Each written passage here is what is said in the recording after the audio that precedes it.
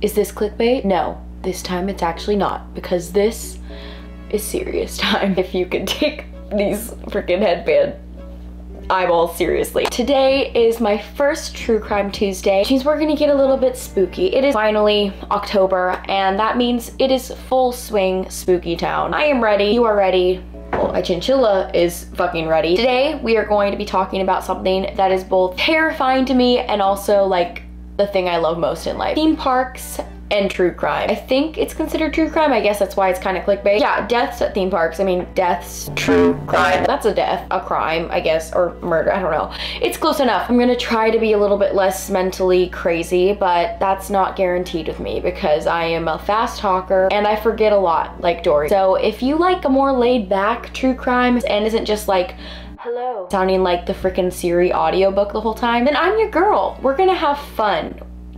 Not like making fun of the people that, you know, got their lives ended, but like we're gonna like not be a downer. Here's their story, we're sharing it. I'll, of course, like if it's a story I can, I'll like provide resources, but like I'm someone who I cope with comedy. If you see me being a little bit like haha, it's not because I'm like a psychopath who doesn't care about these people. I'm just uncomfortable. Today we are going to be talking about the oh my god, we are going to be starting a series within my series being theme park rides at Disneyland that had deaths in them. So basically today's is Space Mountain, one of my favorite rides. Without further ado, if you're excited to get all spacey with me and talk about some Space Mountain deaths and hopefully more to come, not hopefully, God, I don't want more people to just be dying for my content, but you know what I mean. Feel free to like, subscribe, and hit that notification bell because I post 3 or 4 times a week. I'm excited to have you in the fan band. Let's get into the spook. My microphone. I'm my own ghost, just making things fly off the handle. Okay, let's get into this. So, for a little bit of context, Space Mountain opened in, oh my god, I'm fucking up, January 15th, 1975. Now, this was always kind of a popular attraction, and it honestly has stayed that way. I mean, it's super fun, it's very innovative, you're completely in the dark, you really have no idea where you're going, and everyone's main fear on it is that their arm is just gonna get chopped right off while they go on that ride. Which brings us into the first story, which is, as I said, everyone's worst fear. Now, this first one's probably the shortest on the list and, you know, least gruesome. Has a somewhat happy ending, while still none of these are a happy ending, obviously. You don't want to leave the happiest place on earth with a freaking injury or death. This one was a Texas artist, not artist. He was visiting the park in 1998 and he was on Space Mountain just lifting his arms up like a normal human being, and his finger ends up getting chopped right off. And apparently this happened, it wasn't an actual beam that he hit his finger on, but the drywall of the ride himself. So I don't know if he was like this, he was going like that and the finger gets on the drywall and just left behind. His finger wanted to be part of the ride. He was so immersed, he was like, I need to stay here. For most people, I mean, that would still suck, don't get me wrong, but for him, probably it would suck even more considering he's an artist, so you kind of need your fingers to art. I'm sorry, I'm just like the one singing really loud outside and I'm kind of heated. Not because they're singing like go off sis, but because I sing and I get yelled at to shut the fuck up bitch and like rotten hell with a slam door, and then she's singing for like 30 minutes straight and like everyone's fine. So I don't know what that says about me, but yeah, thanks world. So he gets his finger ripped off. Nothing else is really said about it. I don't know if Disney was just like cease and desist legal terms. I mean, God, I'm so bad at legal terms and yet I'm still more coherent than She-Hulk. Taste it, num num num num, eat it up. 8, and I was so disturbed. I was livid. I was like, I'm never going on that ride. I remember vividly, I was like refusing to have fun. My mom just found the picture so funny and had to buy it. I just looked like a little grouchy Carl Fredricksen, but still was like, I might want to ride it later. I was just being a little actor. This isn't about me, Jesus. Okay, I need to get to the story.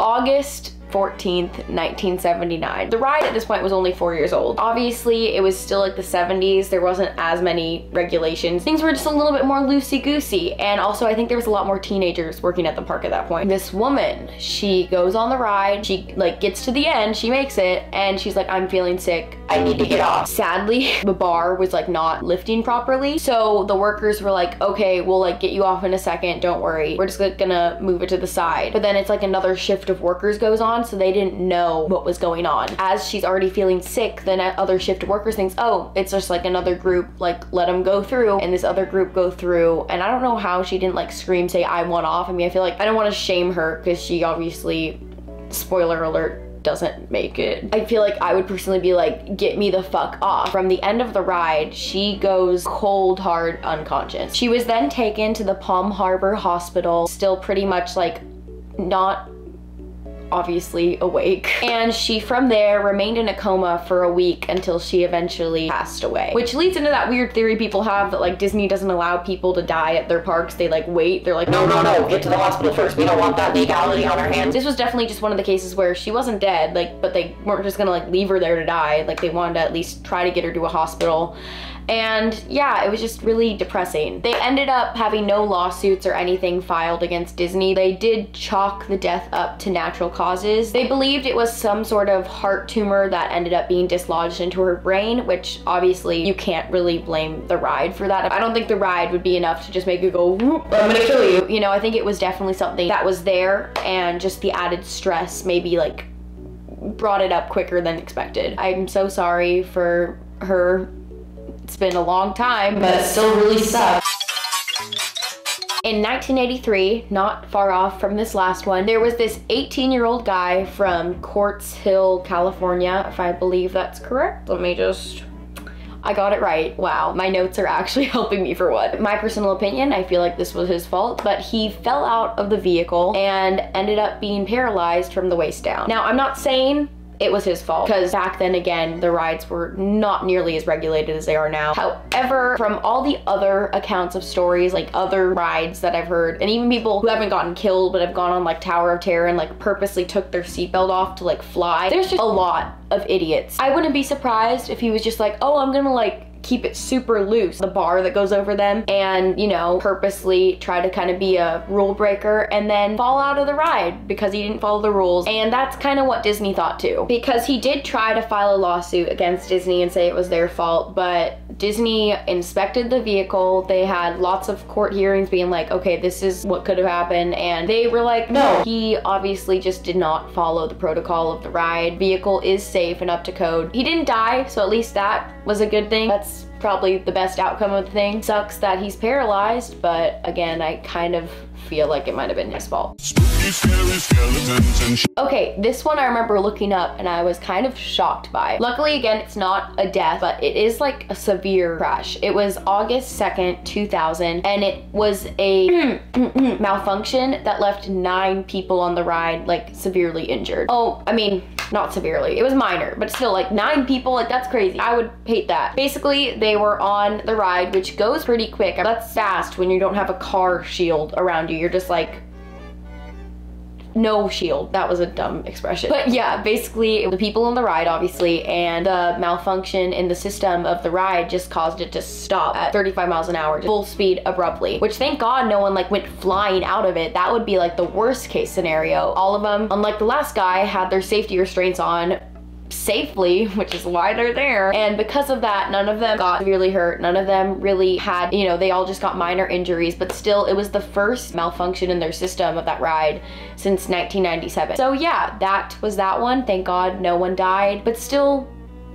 a little bit scary. Sorry, I just like was genuinely getting pissed and almost threw water and like yelled because I'm just pissed that this bitch is able to sing and not get in trouble when I sang one note and got yelled the fuck at. I don't think it's because I'm a bad singer, because I got to like the final round of casting before getting on The Voice. Maybe the person who was yelling at me like fucking moved out or something, but I don't know. This bitch be singing non-stop right now, and it's like getting to be later at night, and I was singing at like acceptable times during the day. Probably I'm just gonna like go walk and try to not cry after filming this video to just like, you know, defocus my anger. We have 2 more to go through, and both of these are a little bit longer, but I'm excited. Not about the deaths again, but like just excited to like share, show and tell with you guys.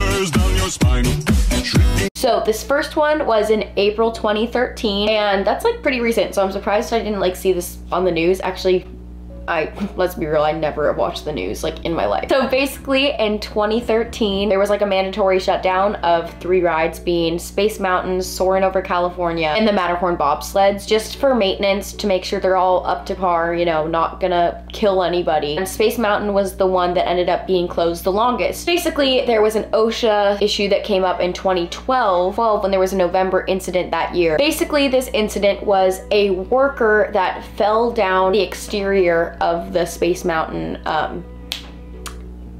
exterior.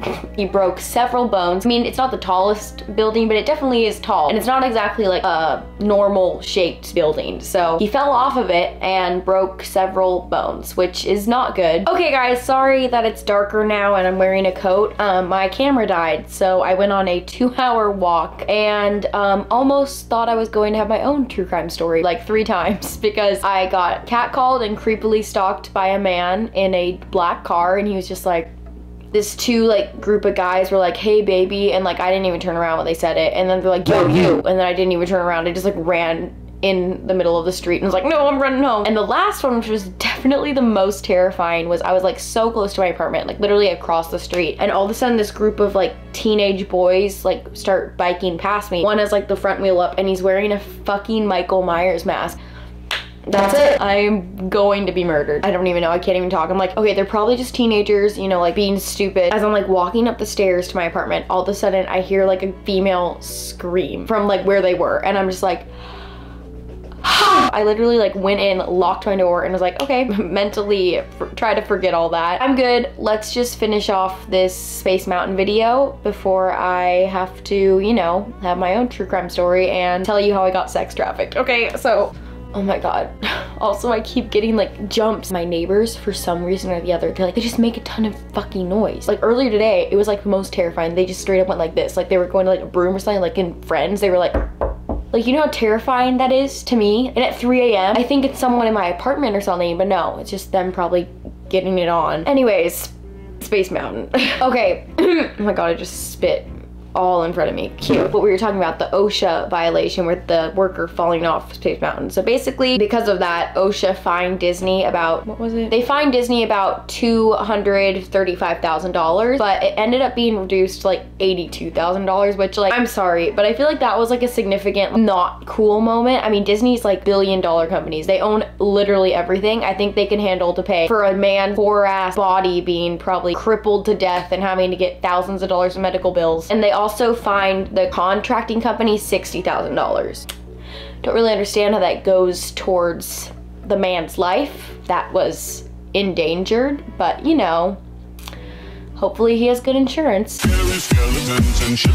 Okay, and this is the last story and the most recent one, which was January 19th, 2019, the year before hell. And this one actually ends on a happy note. Basically, there was this guy in his 20s and he had cognitive disabilities, and he was trying to like forcefully maneuver himself through the lab bars. Never a good idea, but luckily he did it during the part where you're like going up the hill and it's like very slow. It's not, you know, crazy space yet. He gets off the ride and is just kind of like chilling, I guess. I don't really know what he was doing, but his friends don't even notice he's gone till the end, because obviously it's dark and you're kind of focused on like space. At the end of the ride, they're like, oh my god, where is he? And luckily they stopped the ride and they found him, and he was completely uninjured. He was totally fine, just like vibing and stuff. I think maybe because of his cognitive disabilities, they didn't really charge him for anything, and he got away. Again, just kind of like vibing. He did it. He climbed out of Space Mountain and has a great story to tell for the rest of his life. Okay guys, well anyways, that was my Space Mountain stories. There are some good ones. I mean, not again good and like a wow this is so exciting, but like a, you know, juicy, I don't know how to make this sound empathetic. Okay,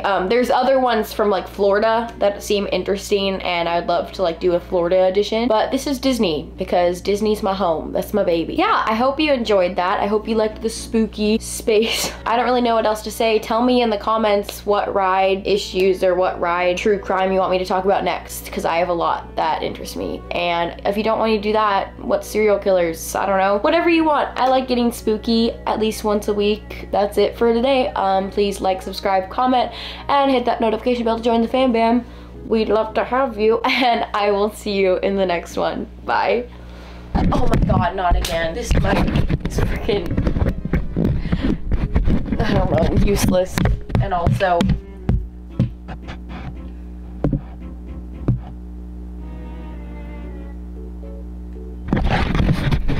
erotic.